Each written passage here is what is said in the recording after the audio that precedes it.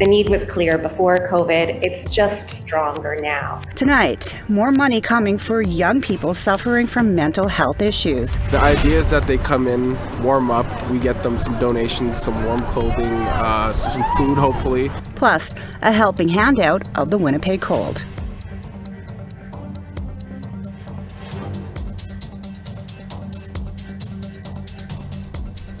Good evening, I'm Priscilla Wolfe.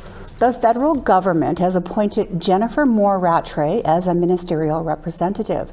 She will develop recommendations to create an ombudsman's office. It will oversee progress on the missing and murdered Indigenous women and girls' calls to action. The announcement made by Crown Indigenous Relations Minister Mark Miller was made late Tuesday afternoon. The Ombudsman was a recommendation by the final report of the inquiry into murdered and missing Indigenous women and girls delivered in June 2019. Rattray is a member of the Teepees First Nation in Saskatchewan. Warming up against the Winnipeg winter is a constant struggle, but now thanks to teepees being set up, things just got a bit easier for the city's unhoused population. When you drive across Winnipeg, it's really, not uncommon to see relatives living in bush shacks in this weather, and it's just so cold. When the freezing winter wind strikes, most people can't wait to get inside and warm up. But not everyone is able to, and the results can be tragic. That was one of the big things that we were really worried about. Was we wanted to get this up as soon as we can to try to reduce as many casualties as we can, because unfortunately, there already has been some. River Neepanak Fontaine is one of the many volunteers setting up a warming teepee in downtown Winnipeg. He is a member of Initiative, a non-profit grassroots youth organization that plans to erect the teepee twice a month this winter. He says this location is one of the hot spots for those left out in the cold. We're setting up some teepees today, and we're going to have a warming space for our community to come down and be able to access some of the facilities in the area. The idea is that they come in, warm up, we get them some donations, some warm clothing, some food hopefully, and then we try to get them into one of the shelters or try to get them somewhere where they can be safe for the night. For folks who call Winnipeg home but are without shelter, this teepee can represent safety in the harsh environment. The teepee is really important to our way of life. Within that teepee, each teepee pole represents a virtue of how to have a very healthy home. And so the Mickey Wop, the teepee, represents all the virtues of a healthy home. With the help of other Winnipeg organizations like the Sabe Peace Walkers and End Homelessness, Raven Hart, a volunteer and action therapist, says a community effort is exactly what this community needs. It's just a really great way for us to come together as a community with our youth and do something really positive for our relatives and practice that lateral kindness and that lateral empathy. Take care of each other, have a warming space, a place where we can ceremony, where we can sing songs and share food together. And though the climate can create an even more difficult situation for our relatives living on the streets, Hart believes that the teepee can heal through love. We wanted to make sure that while we were setting up this beautiful Mickey Wop, this beautiful teepee, that we brought that really good medicine, that healing medicine, and one of our healing modalities is laughter. And so we wanted to make sure that we brought that love and that laughter and that humor, and that we're putting all that beautiful energy into raising up this teepee. We'll be singing songs, we'll be saying some prayers, and we're going to have a sacred fire tonight to take care of our relatives. Sav Jonesa, APTN National News, Winnipeg. If you would like to help out with their cause, Initiative is looking for donations of firewood, blankets, or any other warm clothing that you may be able to provide. You can contact them on Facebook or through email at communitycarecamp@initiative.org. The federal government announced $7 million in funding Tuesday morning. It will go to youth mental health programming run by the YMCA. It's targeted at young people aged 13 to 30 who may be experiencing moderate to mild anxiety and depression. Samantha Hartley-Foles is with YMCA Vancouver. She says the WISE programming is tailored to meet the needs of individual communities, including Indigenous ones. The need was clear before COVID. It's just stronger now. And where we can meet youth where they are in our communities through partnerships like we do with Mind Medicine, where we're working with Indigenous serving organizations, that trusted people within communities, whether it's within a Y, it's within a nation, it's within another community organization. It's just so critical. Residents of one small Nunavut community are on edge as two of the community's 3 churches caught fire over the course of 4 days. Kingite is located around 30 minutes west of Iqaluit by air. Nunavut RCMP say that at 6 a.m. on January 6th, they received a report that the Living Water Church was on fire. Then on January 9th at around 6 a.m., the St. John Anglican Church was also reported as being in flames. The RCMP say they are investigating both incidents. Neither building was completely destroyed, but both were seriously damaged. We want to hear what you think. Here's how to continue the conversation. Send us your emails to news@aptn.ca. Leave a comment on aptnnews.ca. You can also find us on Facebook, Twitter, Instagram, YouTube, and TikTok. Follow APTN News to join the conversation and see our latest stories. Quebec is grappling with an unprecedented number of deaths caused by opioid overdoses. More than 500 people died of suspected opioid and other drug overdoses between October 2021 and September 2022. Quebec's coroner's office recorded a 25% increase in the number of overdose deaths during just the first year of the pandemic. There are also new substances more powerful than fentanyl circulating on the black market, which is contributing to the crisis. And Ontario's provincial police is warning of a highly potent and potentially fatal strain of illicit opioids that may be circulating in Simcoe County and the District of Muskoka. 4 people lost their lives last week from suspected opioid overdoses. It's time for a break. We'll be right back.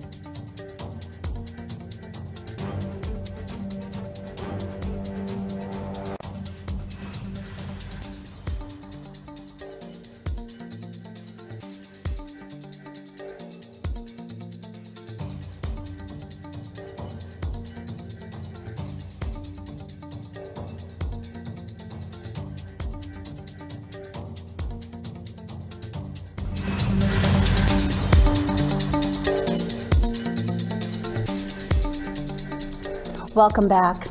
Innu surgeon Stanley Vollant is a man of many accomplishments.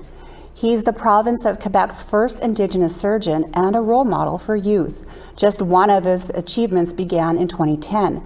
That's when he began a 6,000-kilometer pilgrimage to promote education and inspire youth. Now Dr. Vollant is a recipient of the Order of Canada. Daryl Stranger spoke to him earlier this week to talk about the honor.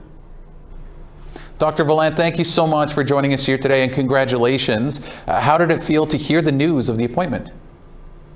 I'm feeling very happy. I was a bit surprised.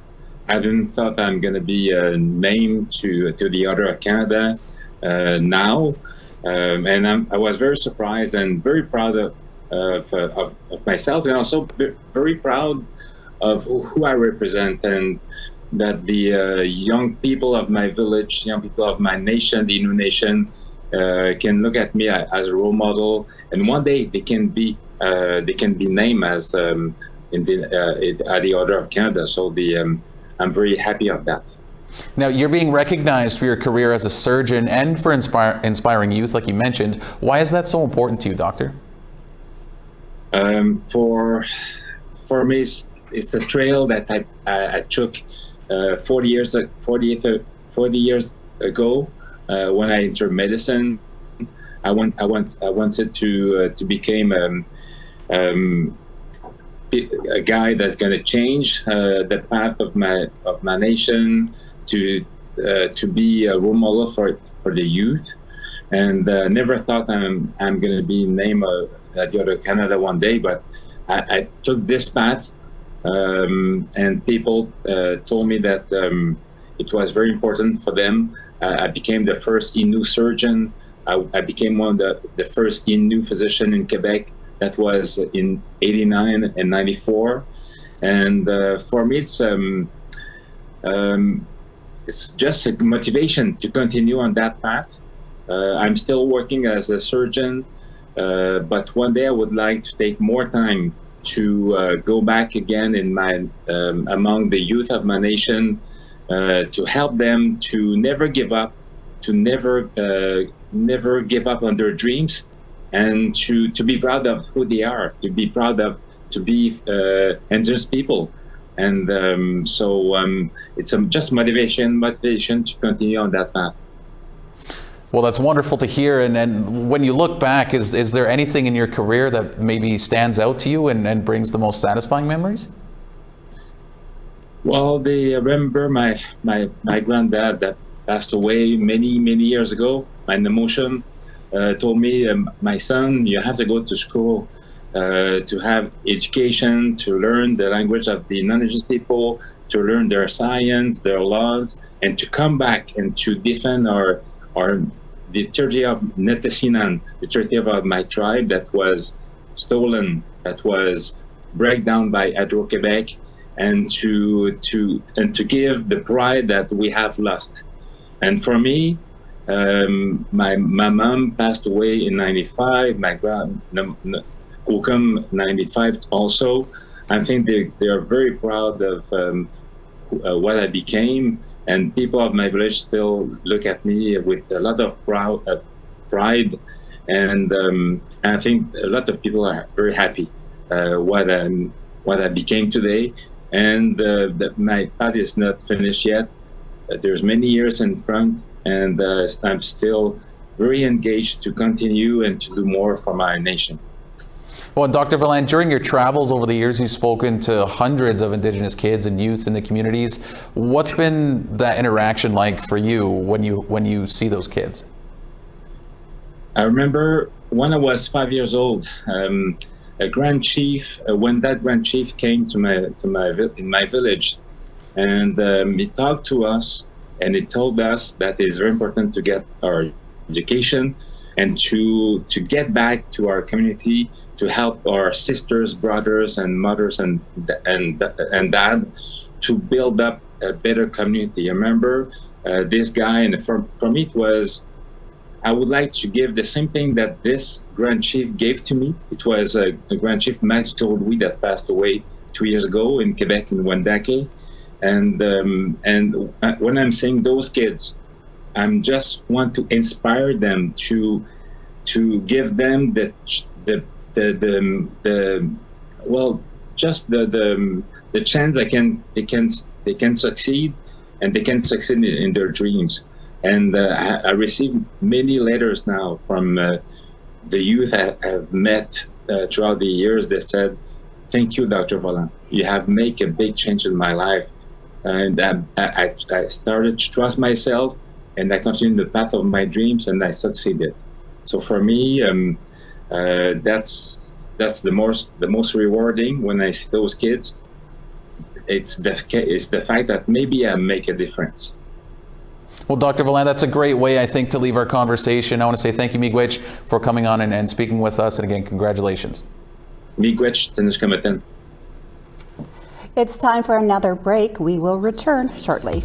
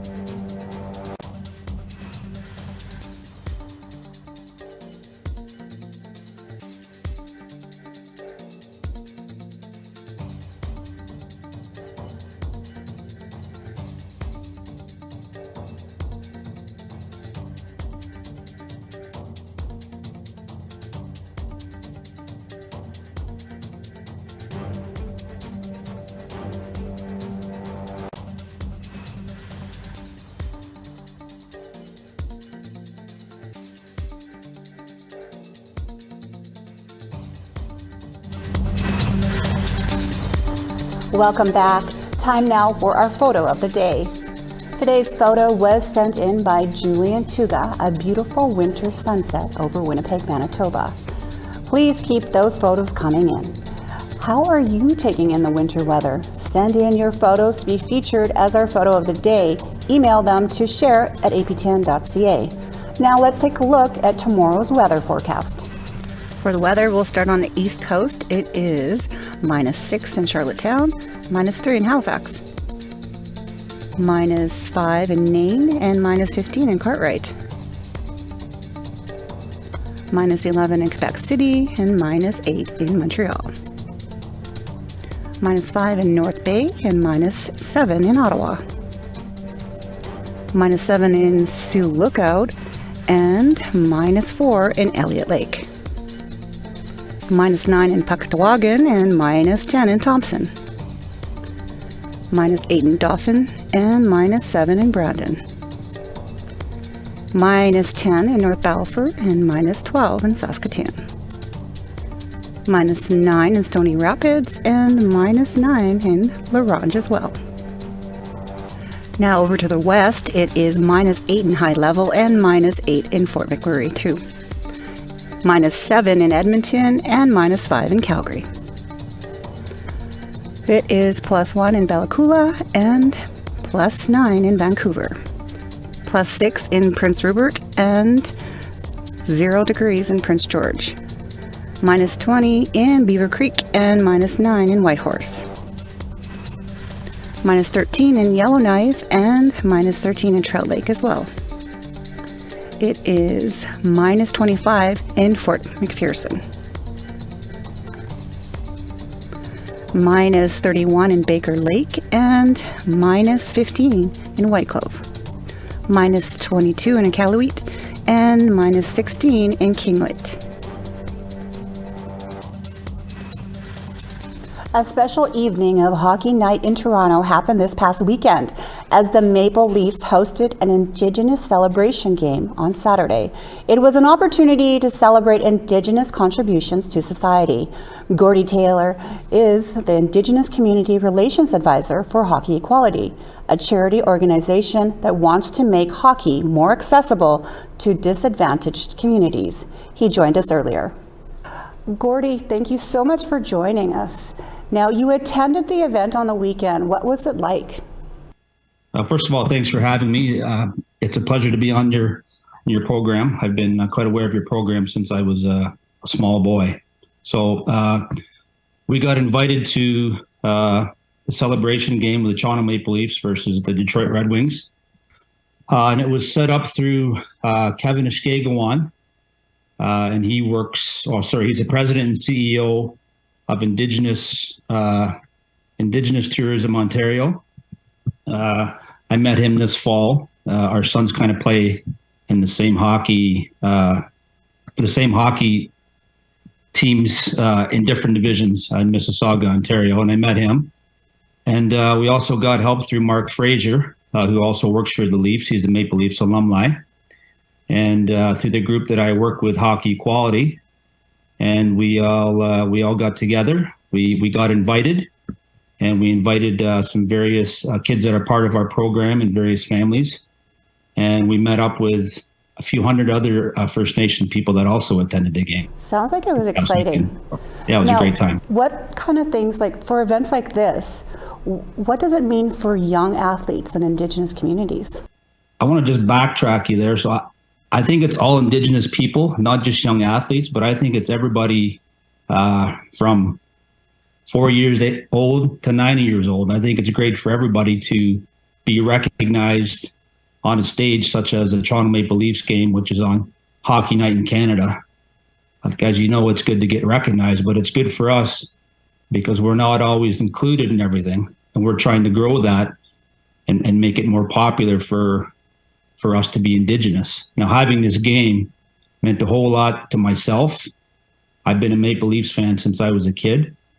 And I also seen other people that were there who weren't Maple Leaf fans and how proud they were to be at this game because they had the dancers on the ice. They had the land acknowledgement on the ice.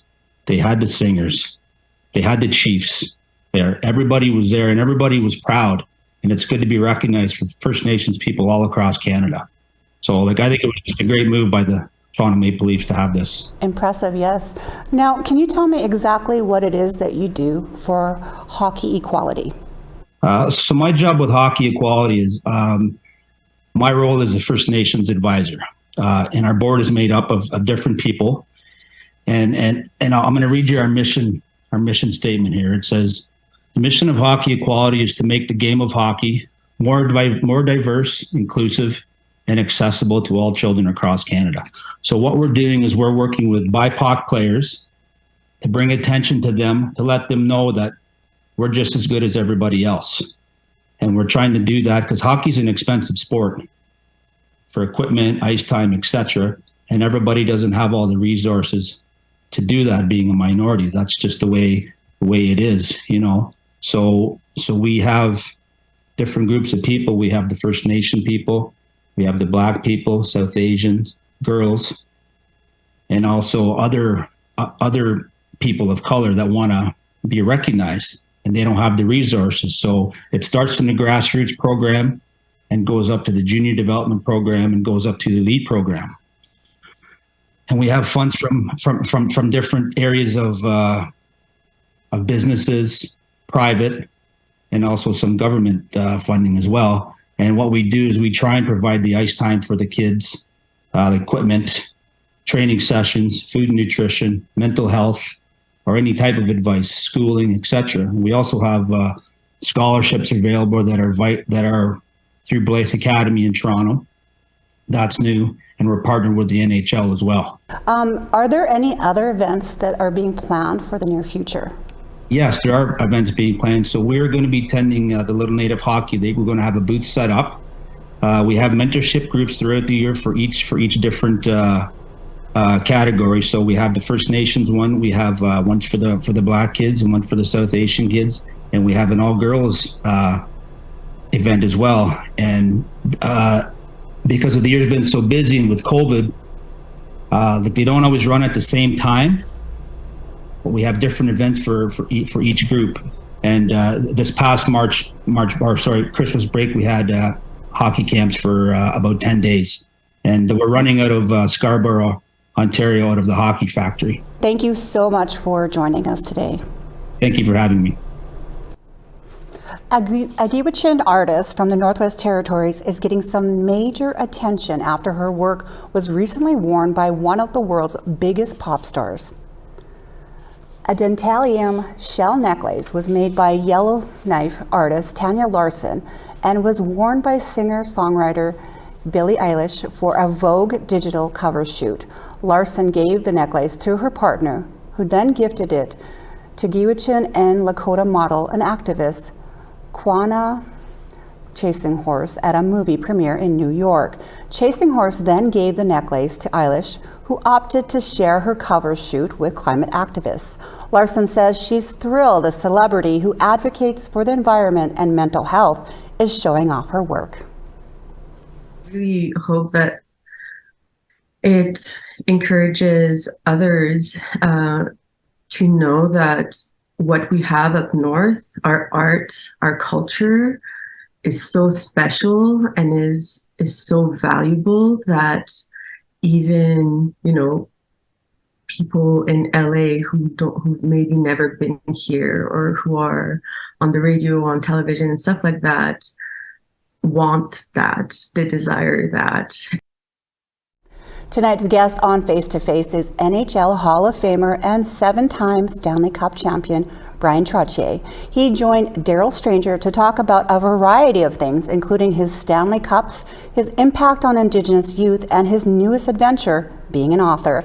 Trottier hopes his story can provide a little hope and inspiration. Here's a quick preview.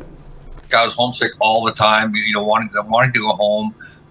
So I reflected my little hometown of Val Marie, my parents and my family, and I think we all do a little bit. I think we can all understand that and relate to that a little bit. I also think like the achievement of dream and the power of dream is something that we all kind of would like to aspire to do. So for me, I think if it gives a little hope and inspiration and influences somebody in a positive way, that's great.